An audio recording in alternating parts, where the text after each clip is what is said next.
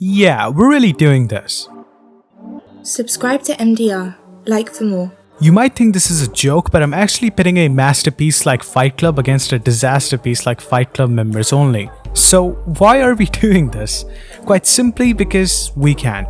Here is Bollywood vs Hollywood, episode 2. If you haven't seen the first one, go watch it now, but after you've seen this. Let's go. You see, just a few months after its release, Fight Club had already achieved cult status in America, and this began to trickle down into overseas as time went on. The release of Fight Club at the end of the 90s served to usher in a transition from the varying introspective but entertaining cinema of the 90s to the more poignant, retrospective and upended cinema of the 2000s. This is evidenced by popular movies from the 90s to what became mainstream in Hollywood in the early 2000s. Regardless of the genre, cinema became riskier and more radical. I felt like Fight Club had brought a whole new wave of cinema. As a result, this influence filtered down to Bollywood as well and to the ensuing showbiz industries in the East.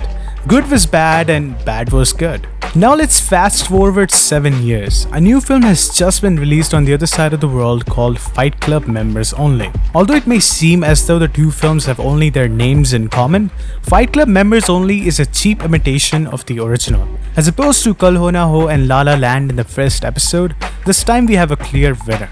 Of course it's Fight Club, guys. But in my opinion, the crucial thing to understand is something much more simpler. Whether even inept adaptations of stellar films can have some positive elements trickle down, if even slightly lost in translation, and how the same stories can be told so differently through different lenses and through different people. Doesn't sound as simple now that I think of it. But anyway, in many ways, Fight Club Members Only and Fight Club share a similar premise. When a lost man tries to change his life, it all falls downhill from there. However, the protagonist of Members Only does not do it as a part of a strategic anti-capitalist movement with his weird, effed up mind, or as a way to influence modern societal norms. Instead, he does it for the sake of it. It's just that he doesn't have anything better to do. For this reason alone, the film has no point. Throughout its running time, the film tries to find a purpose while losing the credibility of its screenplay.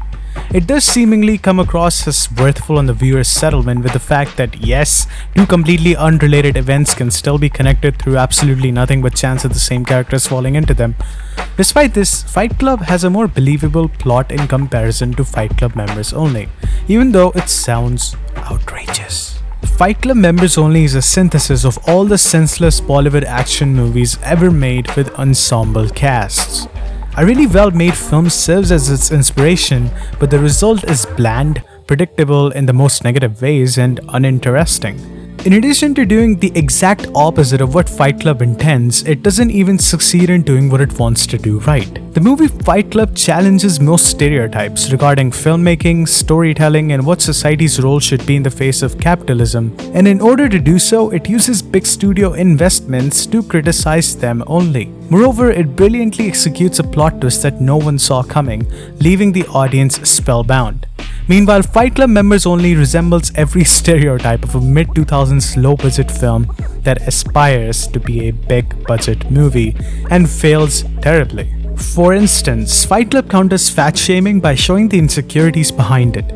This film uses fat-shaming as a means of terrible comedy. Fight Club exposes the psyche of stalking and the perverted nature of humans. Fight Club Members Only promotes stalking on both the side of the stalker and on the side of the one who is being stalked. What's going on? I think people are perverts. That's true in the case of these two. In contrast to Fight Club's grander scale story in which the main characters are trying to take down the world's largest corporations, Fight Club Members Only shifts its narrative down to a smaller scale in the second half. During the first half of the film, the characters had started a fight club and gained some traction. However, in the second half of the film, they were forced to defend one of their uncle's bars from some goons. Literally just some random goons, that's it. It is so terrible, and it isn't even that the film has anything worthwhile in terms of its action sequences. Honestly, there is even a laughable quality to the action in Members Only. The film attempts to be taken so seriously to the point where it becomes ridiculous, which is vice versa in the philosophy of Fight Club, that it is so ridiculous you begin to think it might all be seriously doable, and it achieves that in a distinctively peculiar method than any other thing I've heard or read.